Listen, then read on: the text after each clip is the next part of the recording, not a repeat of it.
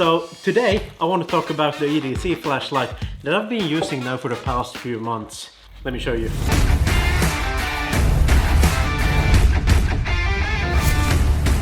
And in case you're wondering, this EDC pouch is made by Alpaca. Stores handling the knife, the flashlight, which I obviously just took out, and some other gear that you want to be carrying with you. We'll save it for a future video. This is the REYLIGHT Pineapple Mini.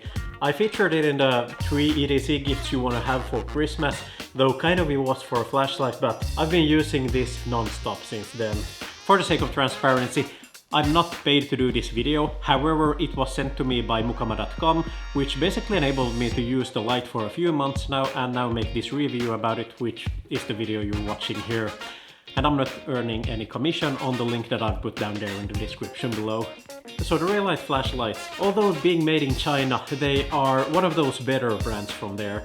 You see, it's not just a general company that makes them, yeah, surely it's called REYLIGHTs, but it's actually a designer called Ray himself, don't recall the last name, and they're very specific about being high quality. The flashlight itself here, you can see decently sized, which is exactly why I've been using it for the pocket carry all the time, since it's so small that barely at times you forgot that you're even carrying it with you. And compared to a pen, you can see the size of it that, yeah, it is tiny. The light itself is powered by a 10440 rechargeable battery, which is included when you buy it. Myself, I've switched to using AAA batteries here, since now when I'm in Latvia I'm more on the go and I don't want to carry the charger with me. But with the included battery you're expected to get around 500 lumens of peak output. Haven't tested for how long time, probably only a few minutes, but still plenty enough power if you really want to have high power output. The light itself is 9 centimeters in length, made out of titanium, and here you can see it in the stone wash finish. A point worth noting is that when it's shipped from the factory it actually comes with a different tail cap here. As you can see here, the button is kind of recessed there and protected by the tail cap. And that's not the case with the original one that's coming.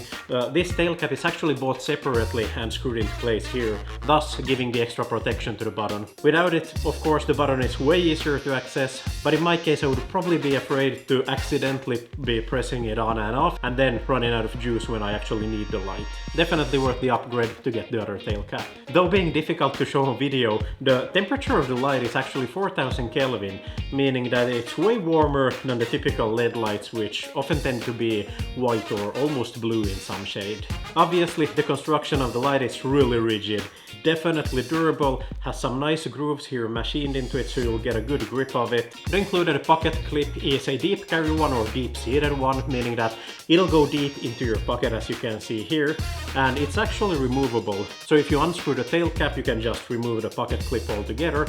However, you have to replace a washer here instead in between, otherwise there will be a groove instead. Let me show you from the old light. Surely here's the pocket clip also removable, and it comes out simply by just pulling it apart. And this is something I found out to be problematic in my daily carry. All of the time this pocket clip would somehow spring loose and I would find it lying somewhere on the floor and notice my flashlight is somewhere completely else. And then at some point you start bending the clips again together so it would be tighter, but yeah, it doesn't work out. And for comparison, the pocket clip on the REYLIGHT is actually held there in place by the tail cap. Unscrew it and it's there. But as you can see with this mechanism, it ensures that the pocket clip always stays in place and you won't lose it. And to the most interesting thing, though really challenging to explain here, this flashlight actually has different modes that you can program it into, so stay with me. You know that in your typical flashlight you have 3 different modes usually. You have your low intensity, followed by the medium intensity, and then the high intensity or max output. Now the cool thing about this is that the definition of those low, medium and high intensity is that you can program them and select which intensities you want. Now here you can see the table with the intensity options that you can choose from. Now me personally, I'm going for the 10%, 40% and 100% intensity options. Now this enables you to choose whether you want to have your flashlight in a kind of more battery saving options or then a full power performance mode, so to speak. Also, you notice that when I turned on the light, it started with the low intensity, then goes to medium and finally to high. This is also something that you can change in the settings of the light, so that the default option when you initially turn it on, it'll start off in the high output. Then if you cycle, it'll go to the medium and finally low. Now the light itself, it has only one button here at the rear of it, as any flashlight has.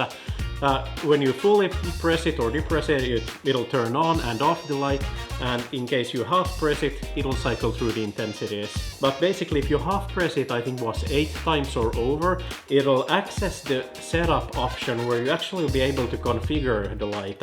Now when you access the setup menu of it, you actually need the owner's manual to it. You'll be counting the amount of times it blinks and then looking from the manual at what level you are in the settings. I'm not gonna do it on video here.